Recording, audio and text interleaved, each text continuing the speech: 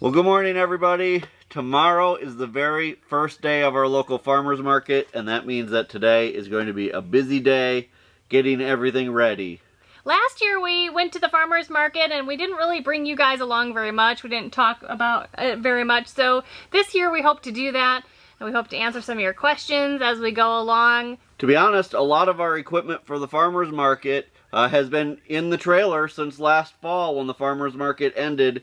And so today we need to get it all out, our canopies and things like that, and just make sure that things are in good working order, so when we show up bright and early tomorrow morning, we know everything is ready to go. So we're excited to show you what the day has in store for us and all the things we need to do today to prepare for the very first farmers market of the season. A lot of work goes into being at a farmers market. It's not just about showing up on a Saturday morning and selling things. Typically the day before Friday, our entire day is spent preparing, and we're going to bring you along. So for the farmers market, we use our livestock trailer that we've converted into kind of a plant hauling trailer. It's divided into two sections because it's a 2-horse trailer. One side we've completely divided off for plants, and the other side is for other supplies that we need to take. So we'll show you how it all works. So this is the side that we keep our canopies and a few other odds and ends in. And then we also use the sawhorses out of the greenhouse. That's what we use as tables because they're really nice. They're portable. We can put a lot of plants on them at the market. And sometimes we'll put those in here, but most of the time we just throw those in the back of the pickup when we load up the trailer. Now last year we had kind of an incident on one of our Saturdays at the market where it got really windy. We didn't have our canopies tied down. We normally don't tie them down unless it's going to get windy. A big wind came out of nowhere and one of them went flying and ripped, so we put a patch on it to get us through the rest of last year, and to be honest, we kind of forgot about it until today. So we're hoping when we take these out and set them up that the patch is going to still be on there. This side over here we use to haul all of our plants, and Kevin has put in 3 different shelves. Actually, he put in 2 shelves, which gives us 3 shelves to put plants on. Each one of these shelves holds 7 trays, and we also have a piece of board, it's actually a piece of paneling, that helps us take the plants from the very back out. So you can imagine we have plants way back there, and as they're too far in there to reach, we can just pull this out like this, and then the trays come closer and closer. It's another awesome invention by Kevin. He's such a MacGyver. So this setup here allows us to take almost 700 plants to the market each week. And I think this year we might actually be to the point where we need to put shelves in this side as well, so that we can take even more plants, and then we'll have to figure out what we're going to do with all of our other stuff. We'll make it work, but this is a great system. The plants don't get damaged from the wind if we had them in like an open trailer, and we can also load them up the night before, which is really nice, and they're safe in here overnight until the market in the morning. And that makes the morning of the market a lot less stressful if the weather is good enough, if it's warm enough overnight that we can pack the trailer the night before. Right, yeah, because we still have all of our normal farm chores to do before we leave in the morning, and we normally try to leave for the market between 6 and 6:30 in the morning. Yeah, the market in Ava starts at 7. It's every Saturday from 7 a.m. to noon from April through the end of October. So let's go ahead and get these canopies out and see how they look once we set them up.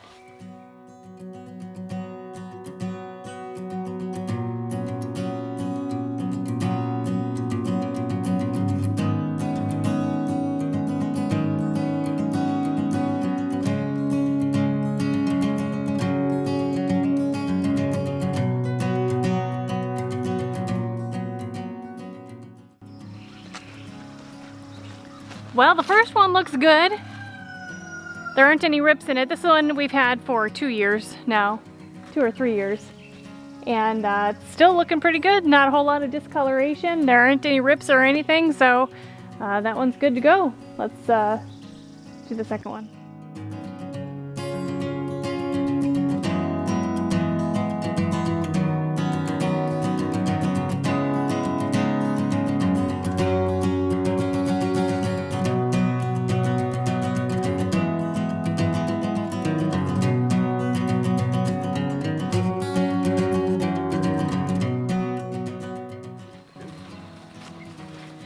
All right, there you go. This is both of our tents that we use at the farmer's market side by side. Let's go take a look at that rip from last year and see how it's doing.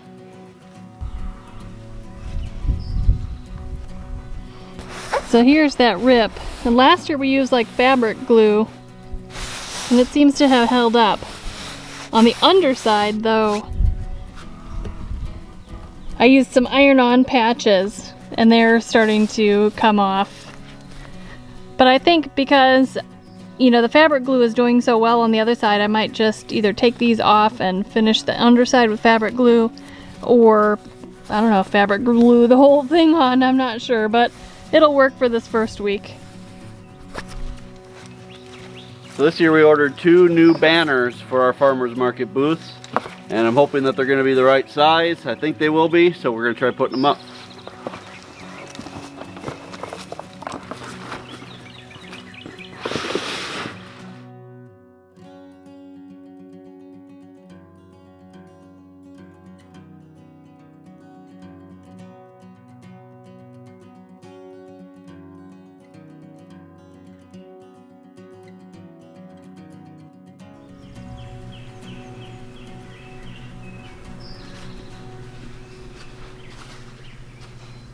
So this first week we'll set up one table at the front of both of these canopies.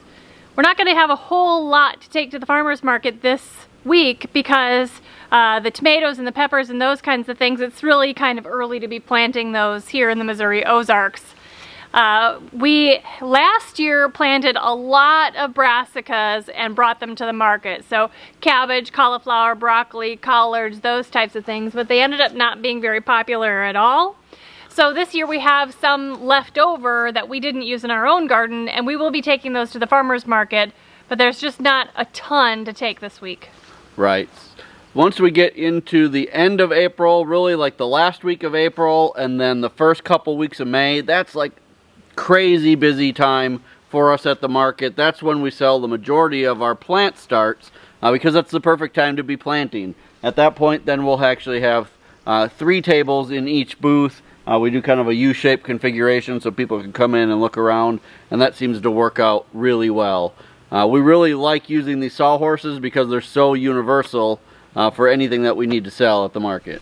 Well, both of the canopies look fine, and the banners, I think they look great, but it's time to break it all back down, put it in the trailer so we can move on to other things.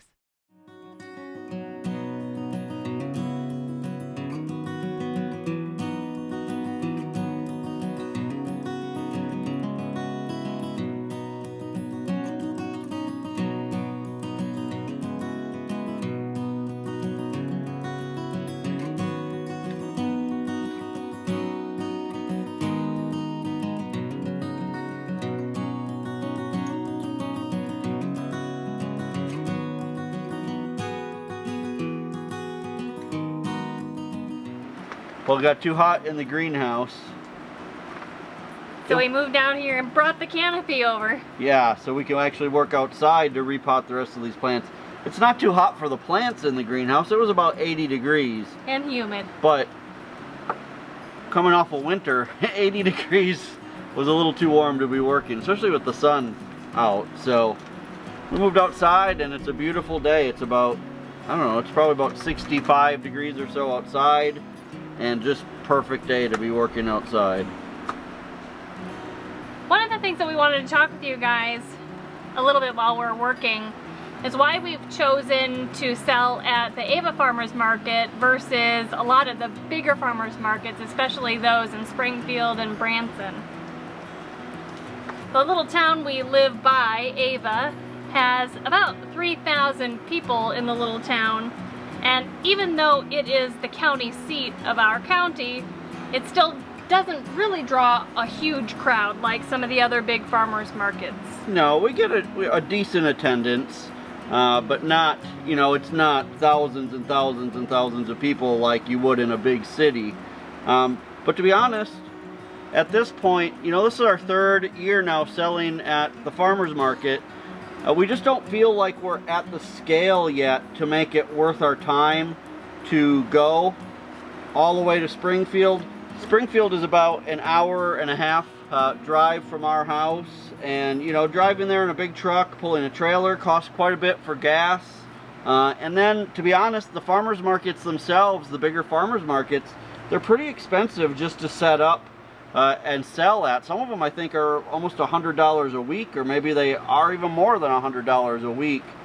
You know, when you're selling plants for, you know, not much money, $2 or $3 a piece, you got to sell an awful lot just to pay for gas and the entrance fee to make it worth your time. So at this point, we really just feel like our time is better spent at a smaller market that costs us less to be at. At this point, I think we would rather do several smaller farmers markets that are around us. There are probably, I don't know, 2 or 3 other smaller farmers markets within 30 minutes to an hour of us that aren't quite as expensive as going all the way to Springfield and paying those fees in there. So I guess that's probably where we would go, the direction we would go before going into the bigger cities. And we really do like the more, you know, community feel of the smaller farmers markets. We feel like we get to know customers. Even just the first 2 years we were here, we really built up some really nice customers who would come back every week. A lot of times not to even buy anything, but just to chat. And that's nice to get to know people, and especially people within your own little community. That's it. You know, I think the farmers market is a lot more to do with community than just providing things, you know, to those who come. It's really a gathering place for people to meet and talk and, you know, share ideas. One thing we haven't talked about in a while is the events at Baker Creek Heirloom Seed Company in Mansfield, Missouri. You know, that's only about 40 minutes from where we live. Not only is that a reasonable distance for us to travel and still be able to take care of our homestead, but it is a reasonable place for us to be able to sell our plants and things like that. Now this year we won't be selling at Baker Creek at their heritage festivals or at the May Festival. We're just going to be there visiting. But this Sunday, April 7th, we will be there. They're having one of their heritage festivals. They hold them the first Sunday of every month from April through October. The May Festival is also on the first Sunday and Monday, and that's their big event. But they have smaller events throughout the summer. Yeah, they're actually pretty fun. It's just a scaled down version of their spring planting festival. But again, it's another place to get together with other people in the area that enjoy gardening and enjoy homesteading, and just to get to talk and share ideas.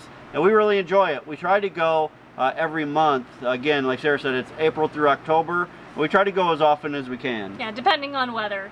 So this Sunday we'll be there. We'd love to sit down and chat with any of you that are also going to be there. We're just going to be visiting. And then in May, on the Sunday and Monday, we'll be there both days, just visiting as well. However, on that Monday, we'll be speakers. And I think we're slotted to speak at 10:30 in the morning that day. So that's pretty exciting. Yeah, come check us out. Yeah. So if you're not able to come and see us one of these weeks at the farmers market, maybe you can meet up with us at Baker Creek this summer.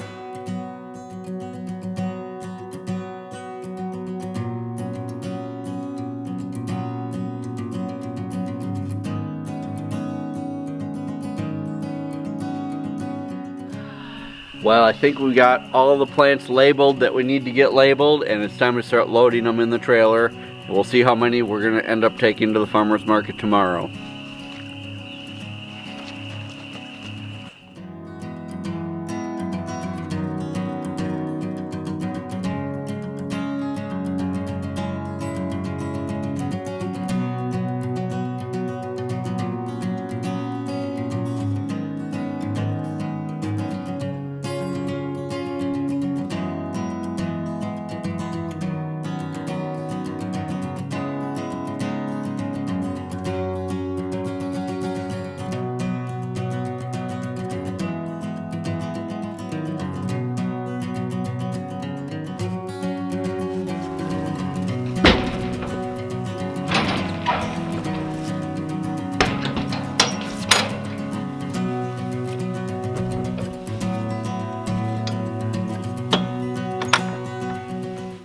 Well, the trailer is loaded, but that's not the end of the work yet for the farmer's market.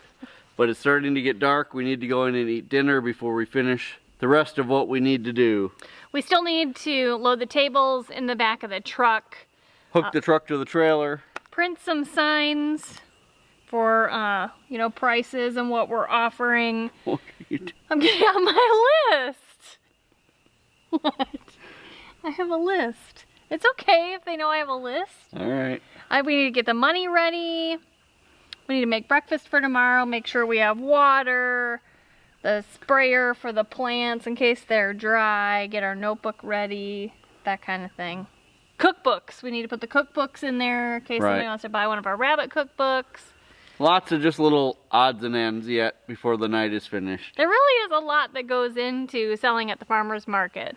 Yeah, even a small farmer's market like we do, like I said, we really spend the entire day Friday getting ready to sell at the farmer's market on Saturday. Yeah, and honestly, the only time we've sat down today is to eat our lunch, and that was only for about 20 or 25 minutes. So I'm exhausted, but we still have work to do. Right.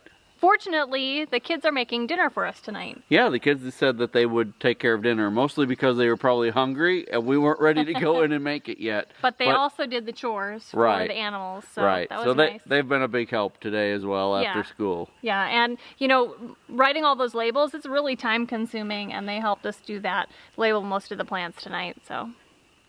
So there you go, you guys. I'm so glad that you spent the day with us. I think when I started this video, I said good morning.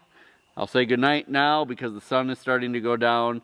Thank you so much for spending the day with us. Hey, if you're enjoying our channel, this is a great time to hit the subscribe button. If you're one of our traditionalists who comes back every day, thank you so much. I know we always say we appreciate you, but I hope you know that we really, truly do. And we'll have extra chairs at the farmer's market if you want to come and chat and spend some time with us on Saturdays. Right, there's only 4 of us and we loaded 8 chairs, so come and see us. If not, I hope you'll see us maybe at Baker Creek, either this Sunday or in May. Or any other first Sunday of the rest of the summer. Right. Until next time, you guys, thank you so much for stopping by the homestead. Take care, and God bless. God bless.